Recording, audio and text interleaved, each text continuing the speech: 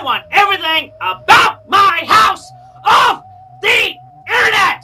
This is Christian Weston Chandler, previously known as Christopher before an animatronic bear said his name wrong, which led him to have it changed. Soon to be known as Christine when she transitioned to be a woman, but online trolls call them Chris Chan. He's demanding a video showing his hoarding situation be taken off the internet so that his elderly parents won't have their house condemned by the government. Who would report him? Well, that would be a dedicated group of internet users who have cataloged this man's life for the past 15 years, making him one of the most well-documented people in human history with his wiki containing thousands of pages. This includes a Nickelodeon cartoon character stealing his girlfriend, a doppelganger trying to steal his identity, him being catfished by a dozen different women, the destruction of his PlayStation 3 for a fake bounty, money stolen from his bank account, his house catching on fire, the macing of a GameStop employee, running over a store owner with his car, getting tricked by the creator of the Super Mario Bros., and having his character Sonic Chew stolen by a British sports commentator. Sonic Chew is a hybrid of Sonic and Pikachu that Chris created an entire comic series for. This character is also his real-life alter ego that he believes will one day bring about an interdimensional merge that will reveal him to be the reincarnation of Jesus.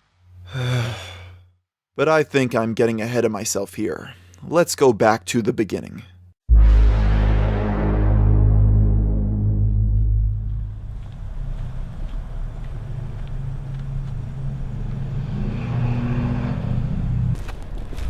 So for years now, people have been asking me to do a video talking about Chris Chan, and the problem is I just never knew where to begin on the subject. So for the past month now, I've been trying to get in touch with Chris Chan in any way I could. But after all that failed, I messaged Poppets. He responded right away and asked me if I wanted to do an interview with Chris Chan, and the answer to that was absolutely yes. So within a few days, I get a cameraman and I am heading down a couple hours, making a road trip out of it to meet the notorious Chris Chan in person. And this is the street.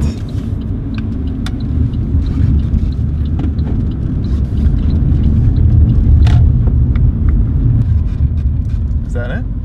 I mean, that looks... Sonic Chew! Look! Sonic... Zoom in on the license plate. Hold on. See if I can get that. Hello! Hi! Hey guys. Hey! How are you? Art, is that right? How's it going, Christian and Christine? I'm Jesse. Yeah. Jesse, nice to meet you. Nice to meet you too. Christine, hello. I'm Jesse. Yeah, Jesse. Nice to meet you. Alright, I suppose we can go inside. Yeah, let's go In? inside. Okay. We're gonna do the interview downstairs. Okay. Oh. Down downstairs. Okay. Quiet down! Quiet down! Quiet! Quiet! Quiet! Alright, everybody's inside. Oh. Okay. All right. Well, this is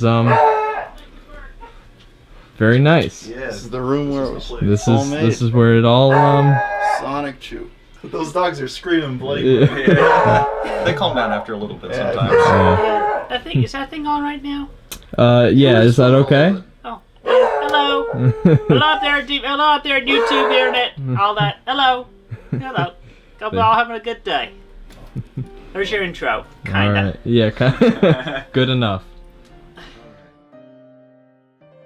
Even prior to his birth, Chris's parents' relationship gave many reasons for concern. Bob and Barbara Chandler were aged 54 and 40 respectively. At this later time in a couple's life, most are dissuaded by medical professionals from having children. This is for a variety of reasons. As many studies have shown, such an age difference would leave a large generational gap between parent and child. In some cases, this can put the child at risk of growing up socially stunted, as from a biological standpoint, they also have a larger chance of facing health complications at birth. More specific to the Chandlers as individuals, however, was the hastiness of their relationship. Prior to Chris's birth, the two had been married for only 2 years. They'd wed quickly in a bid to escape their previous marriages. Consequently, they held strained relationships with their previous families, with Barbara's in particular being intense. Additionally, they were both alcoholics, having even first met each other in a bar. Of course, that's not to say that their family unity was doomed from the start. In spite of these imperfections, it was far from unsalvageable. But these details are important in establishing that from their newborn's conception, it was an uphill battle. Such a dynamic requires a consistent and active effort to maintain normalcy, one that the Chandlers may have not been ready to face. Christopher Weston Chandler was born in Charlottesville, Virginia on February 24th, 1982. In those first few months of life, Chris was an average toddler. His first word, according to his mother, was monkey, a rather cute mispronunciation of mommy. However, it wasn't long before problems would arise. To start, in spite of having a newborn child, they continued their nightly routine of going out drinking. To babysit Chris, as well as his half-brother Cole, who lived with them at the time, they appointed Rochelle, a woman who lived in the same neighborhood as the family. Chris's sibling later recalled that it was apparent to him, even as a youngster, that she was unfit to be caring for children.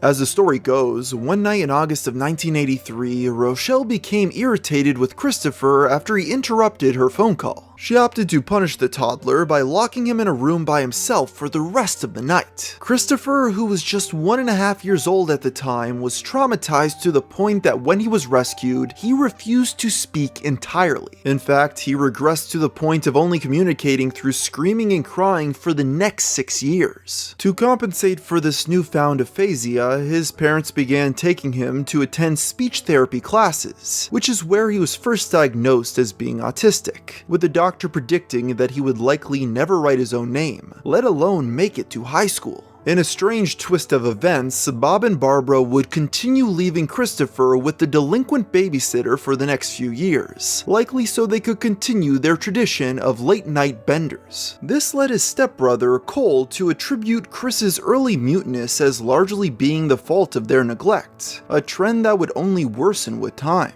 Though the assertion that neglect was the source of his autism is baseless, the babysitter's supposed actions undeniably exacerbated Chris's condition. And in spite of its immediate consequences, they failed to take many basic preventative measures. In 1985, a new family moved into the Chandlers' neighborhood. With a child of their own, the families quickly became cordial with each other. This naturally led to Christopher becoming playmates with the couple's daughter, Sarah Hammer. Chris has a fond view of the years he spent with Sarah, reflecting upon them by proclaiming her to be a lifelong best friend. Unfortunately, the young girl would often pull mean-spirited pranks on the autistic child. An example of this was when she once convinced Chris that the cartoon character, Casper the Friendly Ghost, lived in the crawl space under her home. Once the young boy had crawled under the residence to look for himself, she proceeded to lock him in, trapping Chris until her father came to the rescue. While one could argue that events such as these implicate her as a foe, Chris insists far more positive than negative experiences. He dismissed them as just childish pranks, overshadowed by his cherished memories of them playing.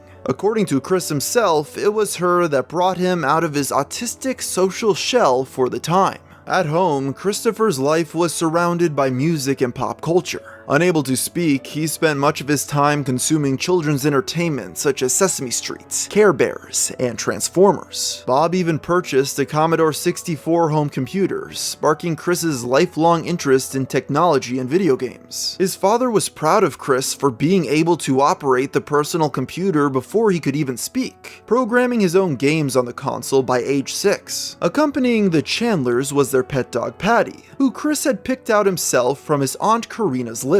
At this point, his home life wasn't perfect, but it was comfortable. Unfortunately, things would only get worse when he began to attend school. The year was 1987, when he was dropped at the front door of Greene County Primary School. With Chris's struggles to communicate, this marked the beginning of many obstacles he'd have to overcome in his academic career. In spite of this, Bob was optimistic. In order to inspire his son, he penned a heartfelt letter detailing his expectations. The reason for this open letter to you, which will grow as time goes on, is that I know now that I, at best, haven't much time left to share myself with you, particularly to share my things, my dreams, and my thoughts with you at a time in the future when you will be able to understand.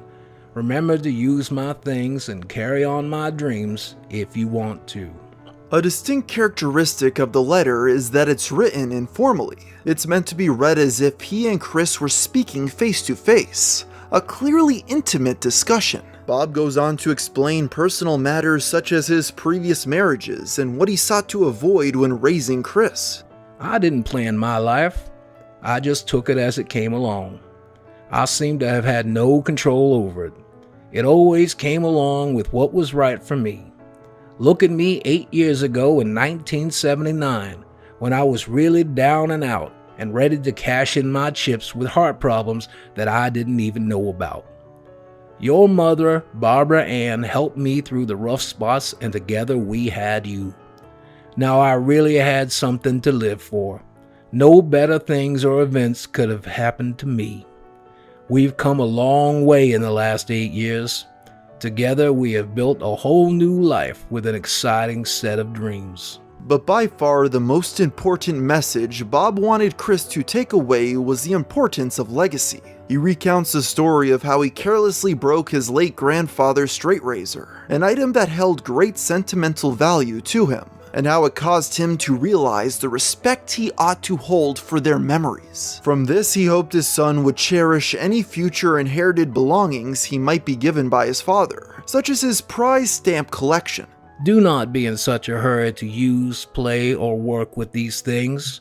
First, learn all about them, how to use them and enjoy them, their value, and how you can thoughtlessly waste their value, then enjoy them as I have.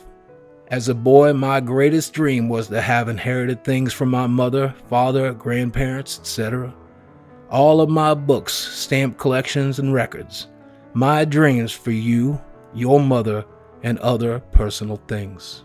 This idealized new life he wished to build with Chris and Barbara would culminate in the backyard of the Chandlers' house. In 1989, Bob created a plaque and placed it on their backyard shed, proclaiming it as the dreaming studio of Mr. C and Little C. It's here that he'd attempt to teach Chris how to create things. Evidently, the dreaming studio didn't last long enough to make a true impact on Chris though, because in spite of the clear sentimental value Bob placed on his belongings, Chris would later sell his father's cherished stamp collection in 2017, using the profits to purchase toys. While on the subject of games, when examining the Chandlers' Christmas of 1989, it can be discovered that Christopher received a Nintendo Game Boy from Santa, his second ever video game console. It was that same year that the young boy purportedly began speaking again, with the help of his speech therapist. By age 7, Chris had defied the professional's original expectations of him, an accomplishment that he'd wear with pride for the rest of his academic career. Soon after regaining his voice, for unknown reasons, Christopher was transferred from Greene County Primary School to Nathaniel Greene Elementary to attend the 4th grade. Although he was still riding off the success of regaining his speaking abilities, the administrators at this new school were not as impressed. While we'll never know for sure what happened there, legal documents indicate that the district had attempted to place him at a separate special education school, a decision that Bob and Barbara fought tooth and nail. It's speculated that they felt Chris's recent successes proved he didn't need the accommodations. Additionally, given their advanced age, they likely had a different perception of special ed than what was offered at the time.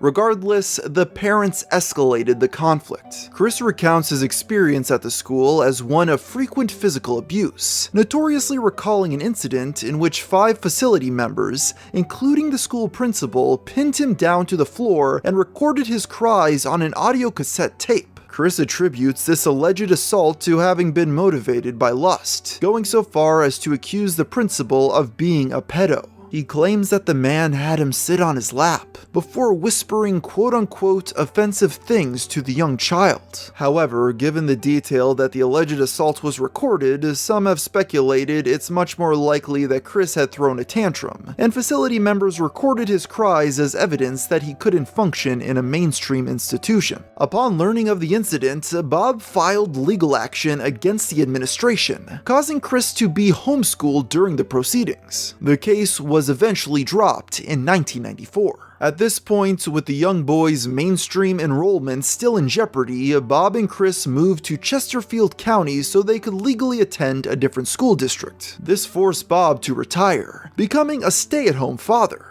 In order to continue working her job, Barbara remained at their home in Ruckersville, though she would come to visit them every weekend. The decision to keep Chris in public school is perhaps the single most significant turning point regarding his early development. The failure to provide accommodations for his special needs led to feelings of ostracization and appeared to hinder Chris's social development. Jumping forward to the Christmas season of 1992, Bob and Chris made a stop at the Regency Square Mall. At this shopping center was an animatronic creature named Leonard Bernstein, who conducted a symphony orchestra as part of a musical program. The animatronic was designed to be interactive, engaging with the audience in conversation through its human operator. The crowd was light that Thursday afternoon, causing Christopher to be able to have a largely one-on-one conversation with the robot between songs. Chris was spellbound, leading him and Bob to watch the performance for the next hour. In the midst of their conversation, Leonard Bernstein asked Christopher for his name. When Chris responded, the operator must have misheard him, as he began referring to the child as Christian. Following that interaction, the mistake stuck, with Chris going so far as to request his name be changed from Christopher to Christian. Oddly enough, Bob and Barbara agreed, and had it legally changed the following year. With this brand new first name bestowed upon him by an animatronic bear, the now adolescent boy continued his education at Providence Middle School in the fall of 1993. He later described this campus as being much more pleasant than Nathaniel Green, and attributes his happiness there to a teacher named Mrs. Sanford, who is to date the only educator that Chris has singled out favorably. She helped the child develop social skills and instructed him on how to cope with the verbal bullying he endured. Upon his graduation from Providence, Mrs. Sanford wrote a personal letter addressed to Chris, in which she gave him heartfelt advice and bid her well wishes. If you show people where your weak points are located, then they will know how to push your button. If you never show them, they will never know. Do your very best at Manchester, put your best foot forward, and treat others as you wish to be treated. Love, Mrs. Sanford.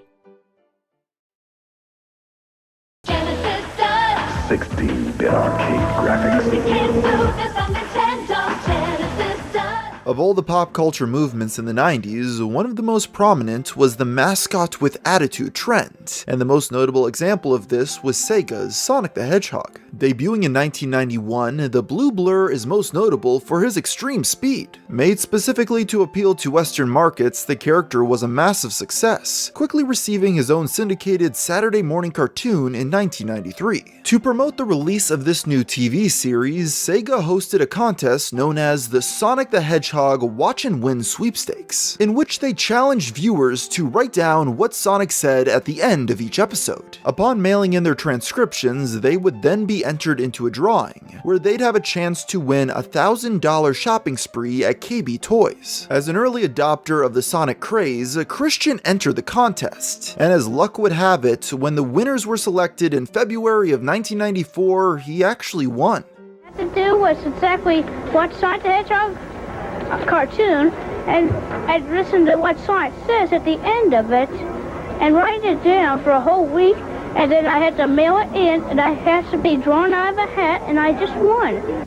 This victory marked the beginning of Christian's obsession with Sonic, who would go on to become his professed lifelong hero. And after the high of this spending spree, it wouldn't be the last time he entered a contest. By the spring of 1996, the family was once again together as Barbara retired from her job to live with her husband and son in Chesterfield County. This wouldn't last long, however, as according to Chris, some of their neighbors began spreading harmful rumors regarding the family. While what happened has never been specified, the situation was apparently vitriolic enough to cause them to relocate to an apartment complex just outside of Richmond. But being immersed in his pop culture pastimes, Chris was largely unfazed by these developments. It was that September that Christian finally began his first year at Manchester High, a period he would retrospectively deem the happiest times of his life. At this school is where the creation of his very first Sonic the Hedgehog fan character, Bionic the Hedgehog, was conceived. Spending much of his freshman year as a water boy for the varsity basketball team, he came up with the character after being hit in the head with a basketball while he was daydreaming about Sega's gaming mascot. It is rather fittingly an orange recolor of Sonic that likes to play sports. This 9th grade year would also mark the beginning of his passive love quest, developing a major crush on a cheerleader he'd met during practice. After befriending the young lady, he quickly confessed that he had feelings for her, to which she politely turned him down.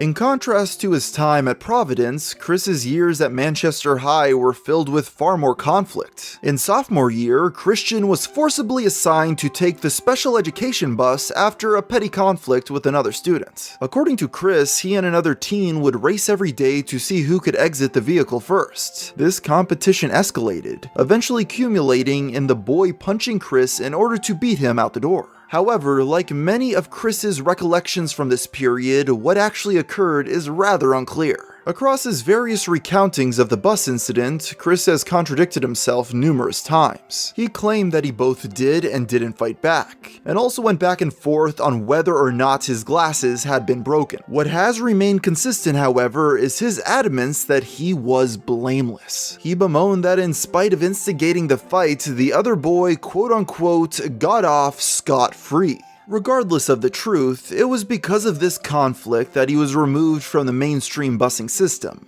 and forced to ride with who he rudely described as the slow in the minds. At this point, it's worth discussing Chris's particular distaste towards the developmentally disabled, one that illustrates the ableism instilled in him by his parents. It's clear at this age, Chris uncritically took the words of authority figures to heart. In what are typically the years of rebellion for most teens, Chris was remarkably obedient. This can be observed rather transparently in his first self-produced video titled Song of Christian. In this clip, Chris goes on multiple tangents about grievances he holds with his peers, such as their use of vulgar language. Of course, you're not talking about those despicable, rude words they got there. I mean, they're all boop and son of a boop. You understand what I'm talking about? I mean, that just really ticks me off. But you should never ever do. I mean, it's just rude. Very rude.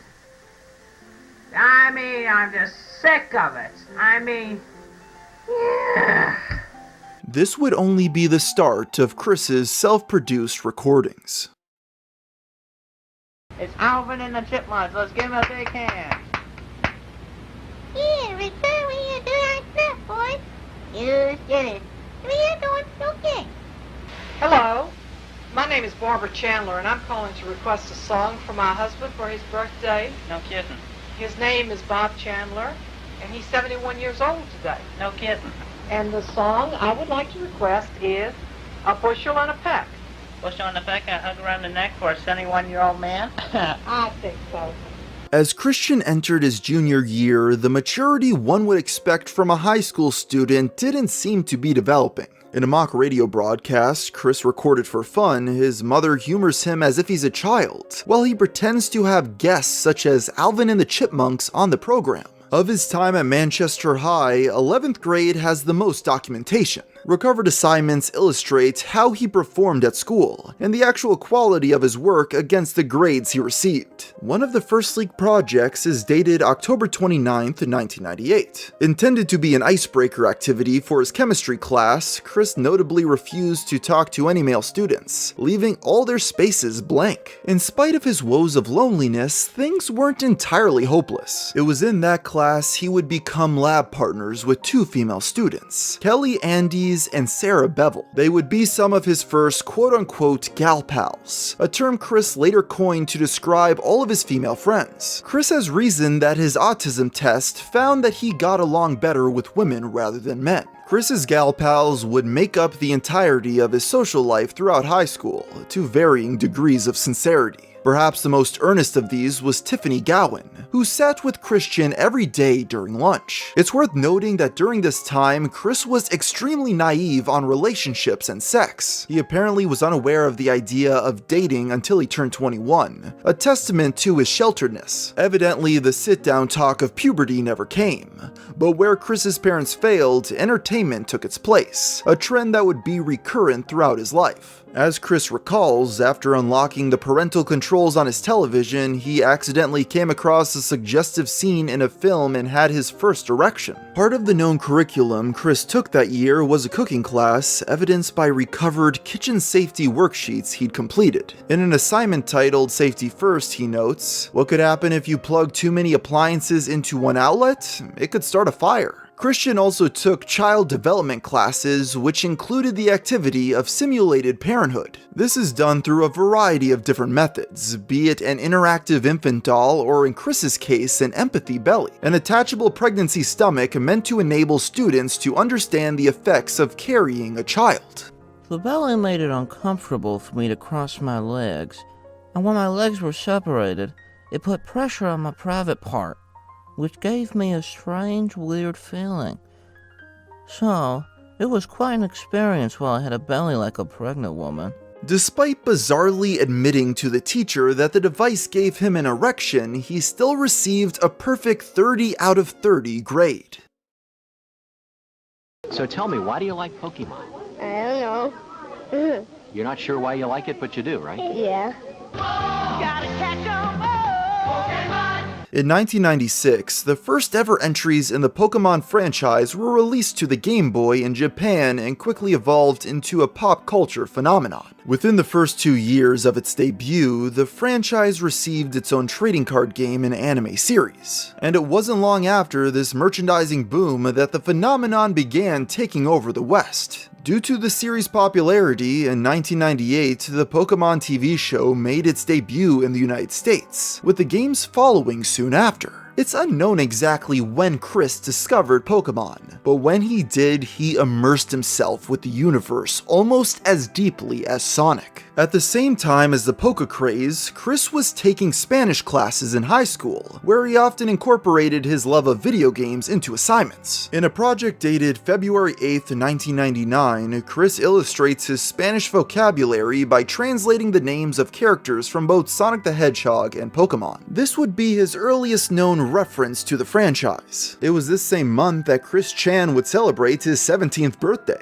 To commemorate, he produced a drawing of his character, Bionic the Hedgehog, holding a flag proclaiming, "I fought my autism, and I won." It was also that day that he would produce Espanolic. This character would later become one of the first entries in his line of original Pokemon cards, eventually amassing enough to create an entire Pokedex, which he dubbed the Wall of Originals. Of these homemade cards, standouts include Chikachu, a female Pikachu who can only deal damage when accompanied by a boyfriend, Flashbulb, a flashlight Pokemon, Compufrog, a frog made from computer code, and of course we can't forget Plotistic, a plant that's on the spectrum. As Chris continued to express his fascination with the Pokemon franchise, he soon created the first version of Quick's Pokesite. CWC are the initials of Christian's full name, which he is unusually proud of due to its ability to be pronounced as Quick. This webpage would only last a few months before being replaced in July by Chris's second, more amateurish Pokesite developed entirely in Notepad. Entering his final year of high school, Chris began this last hurrah by writing a short Pokemon fanfiction.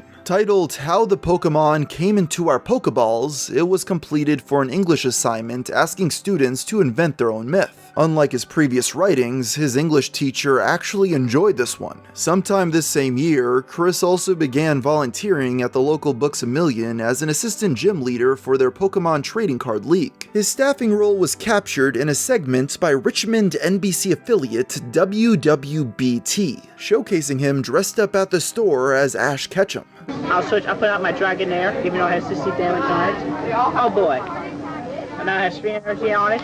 Slam attack.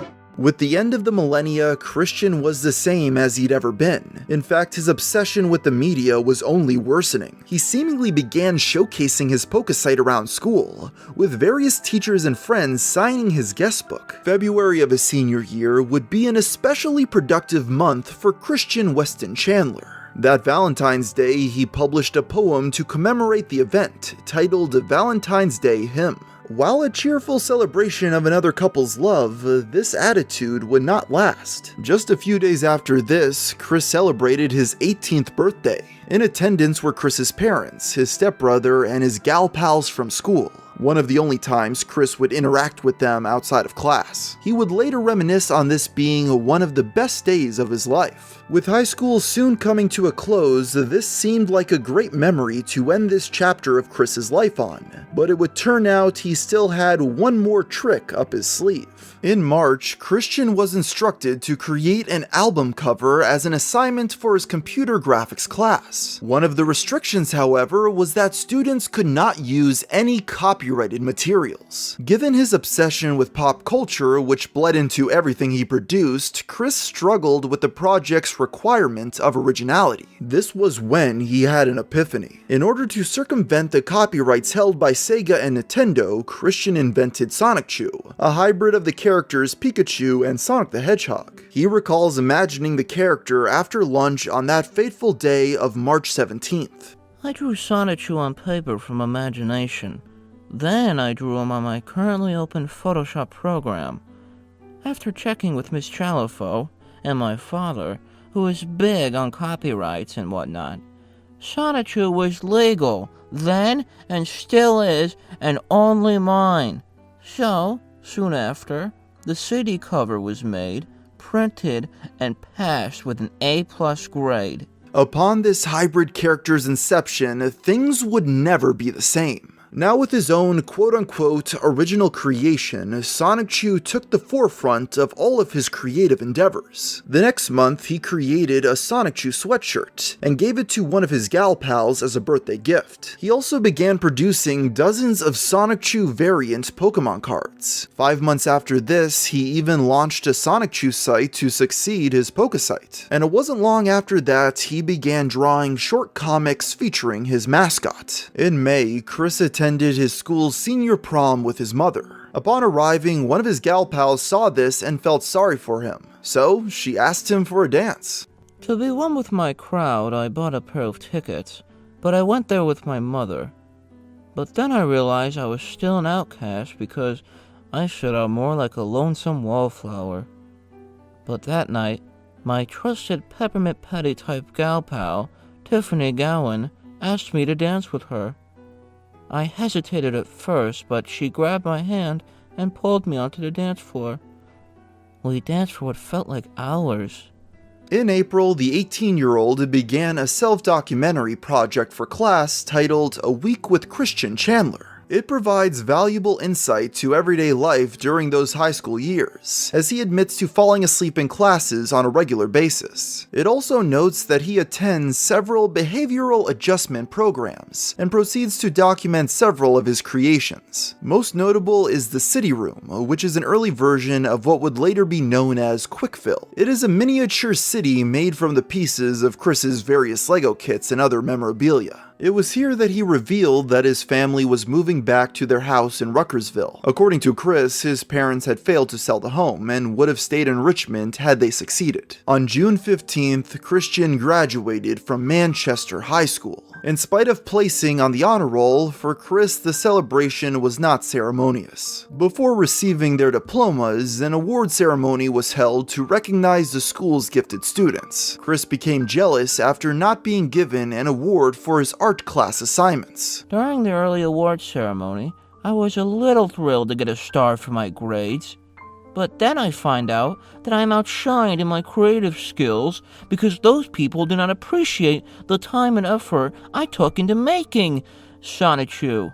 I was a high-functioning autistic boy who came way beyond out of his social shell, only to get zilch, nada, sip, a big fat zero. When it came time to actually receive his diploma, Chris went up without making eye contact with anyone, going so far as to slap away the presenter's hand when they reached out for a congratulatory handshake. He then ran off and found a table isolated enough to cry alone. It wasn't simply jealousy that had overwhelmed him that day, but rather the realization he was leaving behind the quote, best circle of friends he ever had. As mentioned before, Chris seldom hung out with his gal pals outside of high school, and the end of his time at Manchester largely meant the end of his social life as he knew it. The high school graduation has since become a point of trauma for Chris, as he felt it marked the end of the best years of his life. The thing is, what he remembers from his high school years is an extremely romanticized version of events that didn't include the manipulation those around him participated in to help him make it through. He fondly recalls being an honor roll student, though teachers often gave him higher grades than he probably deserved. He liked to see himself as an engaged pupil, though slept through many of his classes. He had friendships, but they always seemed to end when the bell rang. Speaking of friends, let's take for example one of Chris's gal pals from middle school, the girl next door who would often hang out with him at the bus stop and near their home. Chris interpreted their time together as genuine camaraderie, when in fact she had been paid by Bob to essentially babysit him. On top of this, there has been speculation that his father had a meeting with the principal of Manchester High,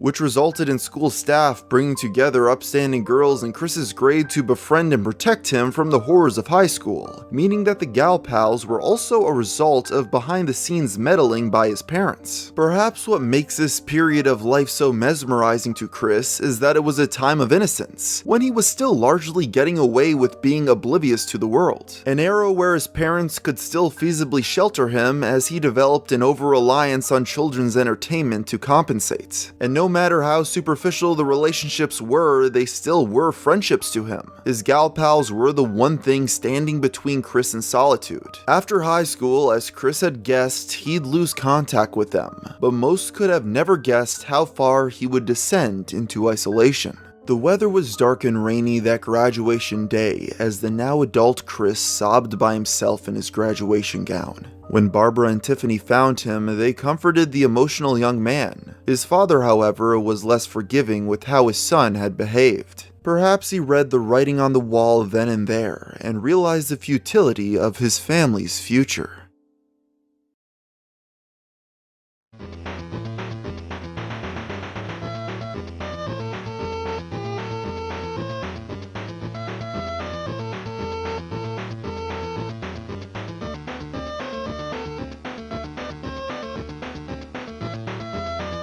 Now out of high school, Chris finally had the independence that's afforded to adults. With his free time, Chris began volunteering as an assistant Pokemon gym leader at the local Toys R Us trading card club in Charlottesville. According to first-hand accounts, he often attempted to use his homemade Pokemon cards in regular play, which were unbalanced and overpowered. Christian also launched SonicChew.com, though it was largely neglected. His family, now back under the same roof, began attending the newly established Grace Baptist Church, and in August, Chris began his first year at Piedmont, Virginia Community College. He was set to graduate with an associate's degree in 2 years. With all of his high school friends left behind, Chris found solace in his artwork, and that winter crafted his very first, now iconic, Sonichu medallion using Crayola model magic. Originally decorated with a makeshift chain, this was later replaced with a higher quality necklace he'd bought from the mall. The medallion was intended to serve as a name tag, something that would help him stand out in public. And that December, Chris designed a companion character for Sonichu named Rosechew, a rather blatant derivative of the Sonic character Amy Rose. In August of 2001, Christian began working his first and to date only conventional job. He was hired at the local Wendy's, but had a difficult time maintaining this employment, only lasting approximately a month and a half before being fired. Unlike high school, the employees at the fast food chain were critical of him and made their frustrations known in a very patronizing manner. The exact circumstances of which he was fired are unclear, though there are two incidents often credited as being the last straw. The first claims that Chris was terminated for drawing a picture of an older female coworker as a Pokemon, which they found deeply offensive. The second excuse that Chris told himself involved his attempts to entertain a little boy with his parents, where he performed an impression of the character Donald Duck. This scared the child, causing him to cry. It's approximated that Chris earned around $500 from his employment at Wendy's. In June of 2002, he stopped volunteering as a Pokemon gym leader at the local Toys R Us, opting to play at the locally owned hobby shop known as The Game Place every Friday. As Chris proceeded through college, he began to appreciate all the moments he'd taken for granted back in high school. In February of 2003, he wrote a fond account of his 18th birthday party, a stark contrast to what would happen on his next birthday only 2 weeks later.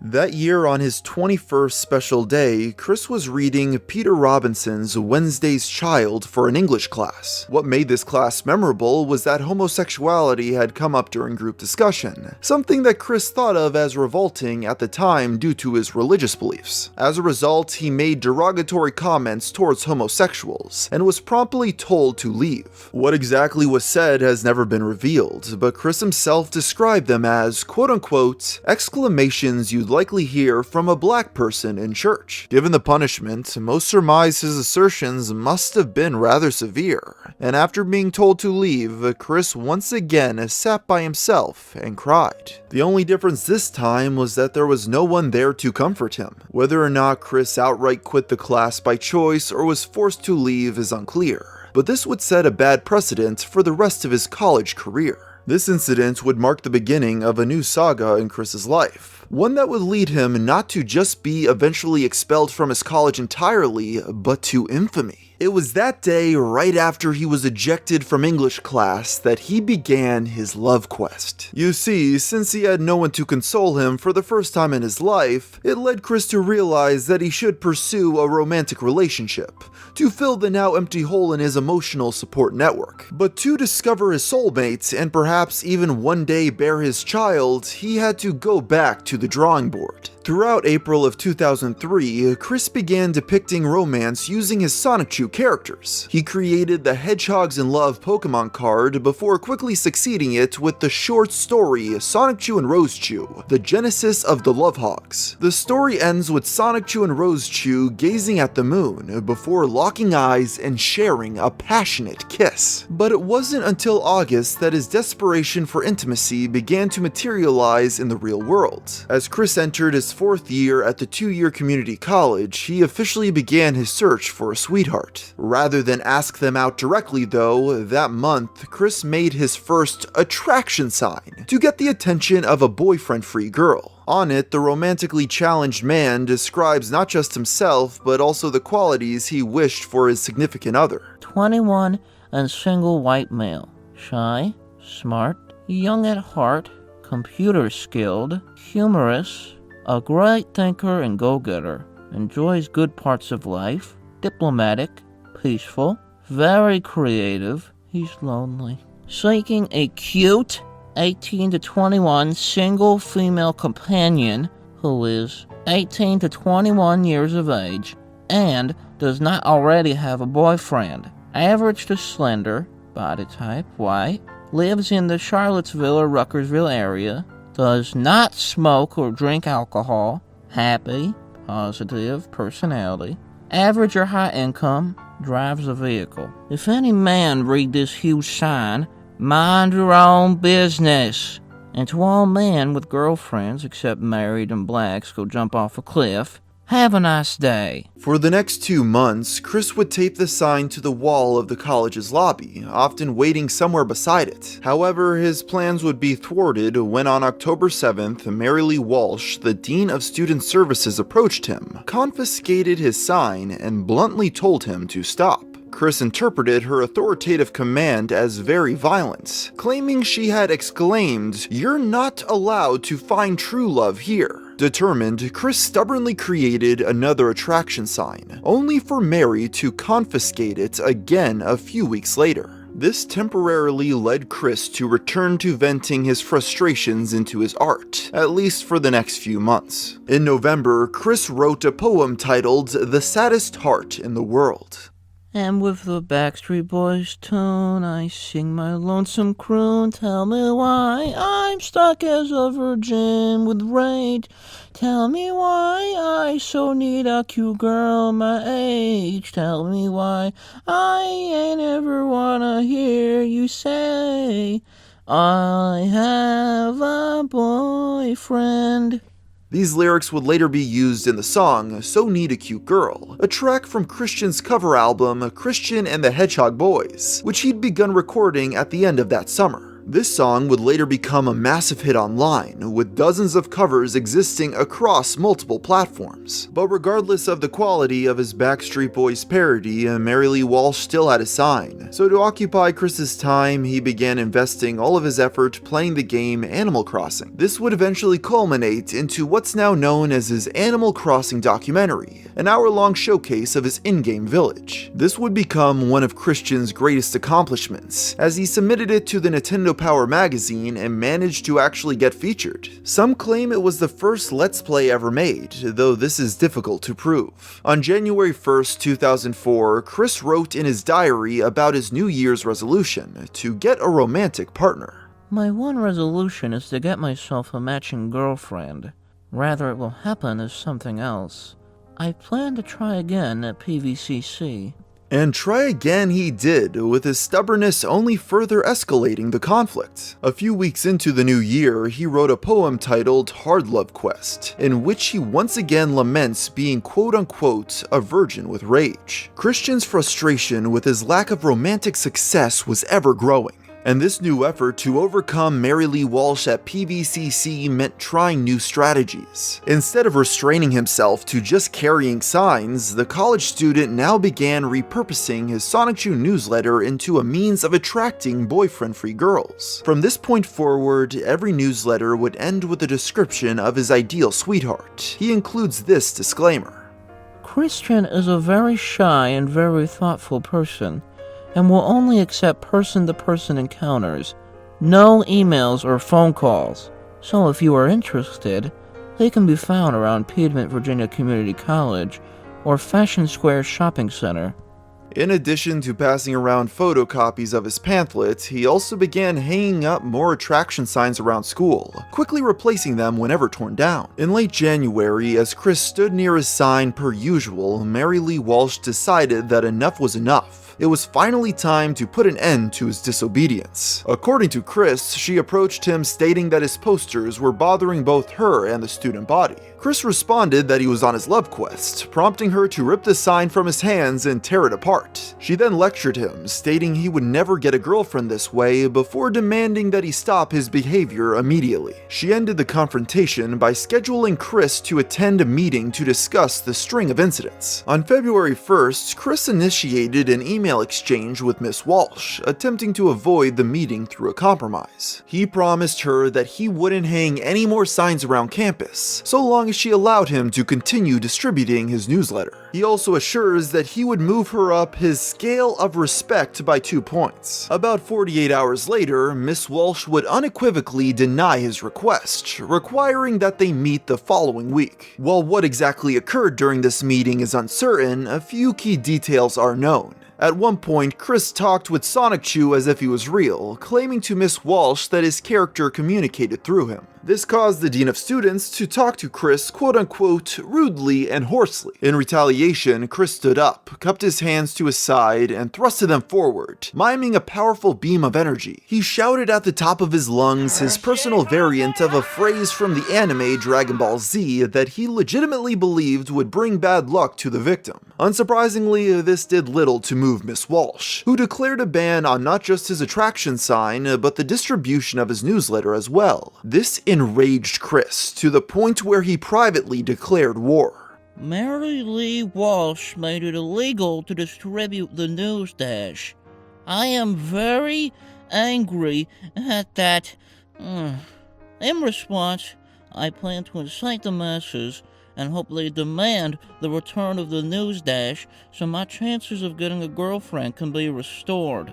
Adding fuel to the fire was Mary Lee Walsh's attempts to convince Bob and Barbara to remove Chris from the college. Giving them flashbacks to their conflict with Nathaniel Green, they not only refused but became extremely upset. During summer break that year, Chris began exploring more locations to loiter at with his attraction sign. Now dubbing them attraction locations, he began standing at the Charlottesville Fashion Square Mall. This would become the testing ground of a new strategy he'd adopted after watching a lot of anime. Essentially, his plan was to attach a paper heart to a piece of red string, and then throw it at women. He would then reel the string back in, expecting them to follow. Unsurprisingly, in less than a week after conceiving the strategy, his plan was foiled when a mall security guard noticed and confiscated the string from him. This would lead Chris to coin the term jerk cop, later abbreviated to jerk op, to describe store security officers. His next run-in with mall staff would occur 8 weeks into his loitering. This was when the same mall security guard from last time approached him, to which Chris pulled out some of his homemade trading cards that told the story of the Lonesome Virgin. He later bragged about intimidating the officer by shouting "no" directly in his face. Only 5 days later, Chris was approached once again, this time becoming even more belligerent. It escalated to the point of him being detained and forbidden to return from the mall without supervision from his parents. As Chris entered his 5th year at PVCC, he still held resentment towards Miss Walsh in spite of his off-campus pursuits. It was around this point Chris left an inflammatory note for the Dean of Students, expressing his dislike for her.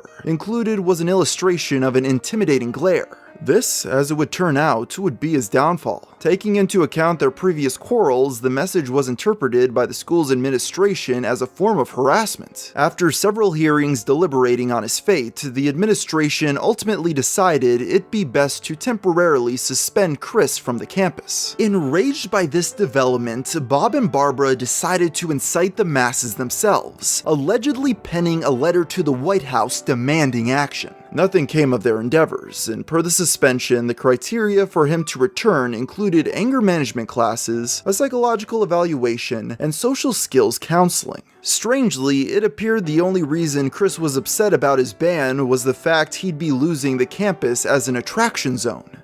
It's been over a week since my suspension. I am depressed, lonely, sad, and bored. I have nowhere to go to attract a boyfriend-free woman. I'll be writing to Santa Claus this year, hoping that he will bring me one. Whilst all this was going on, Chris became more invested in the Yu-Gi-Oh! Trading card game, participating in his first tournament at the game place. It was there that he first met Megan Schroeder, an 18-year-old artist who shared many of the same interests as him. They quickly became friends, as she became Chris's first gal pal since leaving high school. Around this time, Chris attended the psychiatric evaluation he was required by PVCC's administration to receive. As of writing, it is the only objective, independent, professional evaluation of Christian as an adult. Mr. Chandler is a 22-year-old man with a history of developmental delays and autism. Despite these limitations, he seems to have been quite successful in maximizing his academic abilities. Despite his significant delays in language, he has over the years developed relatively effective communication skills. He is left, however, with a severe degree of social awkwardness and seems to have good insight into this. He is left feeling somewhat frustrated as he has a strong desire for companionship, although his social limitations prevent him from being able to realize this in the way in which he would like. He has been on antidepressants for many years, and it is not entirely clear what role they play.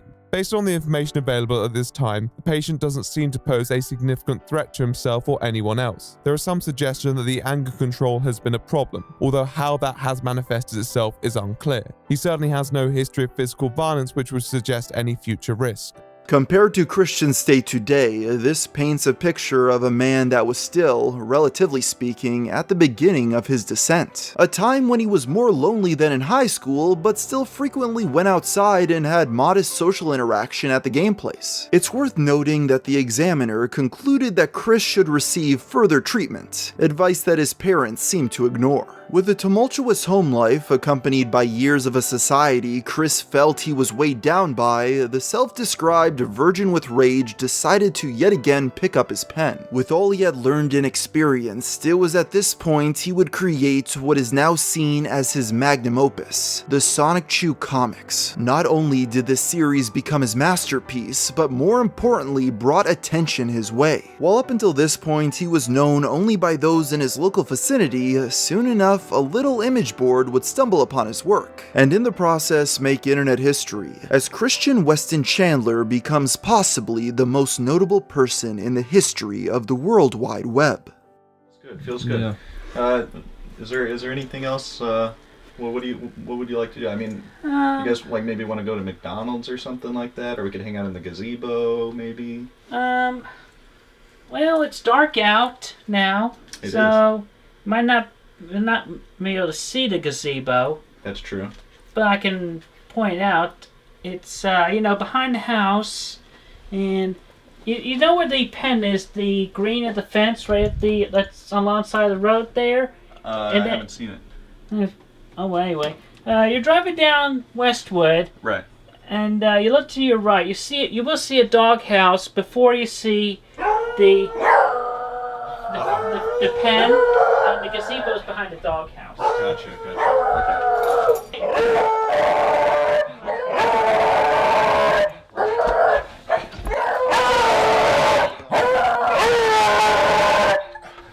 Here we go. We got the gazebo, and then I guess gazebo's over here.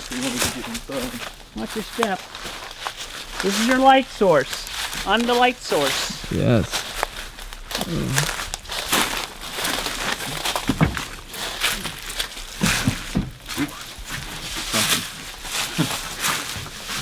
All right. It's a good place to It's a hang very out low here. gazebo. Yeah, it is. Yeah. You gotta watch your head if you're more than. So I'm able to stand barely, but at 5'10". Yeah. If you're Brad Garrett, you would have to hunch down. Yeah. He's like more than 6 feet. Yeah. Shit. Here, watch your step. So Christine, do any of your neighbors know about Chris Chan and everything that goes on online? Among which, yes. Have the trolls ever harassed them? Not that I'm aware of. I pray they haven't. Anyway, hi guys. I'll walk y'all back to your vehicles. Sounds good. Thank you. I'll walk y'all back to your Autobots. Huh?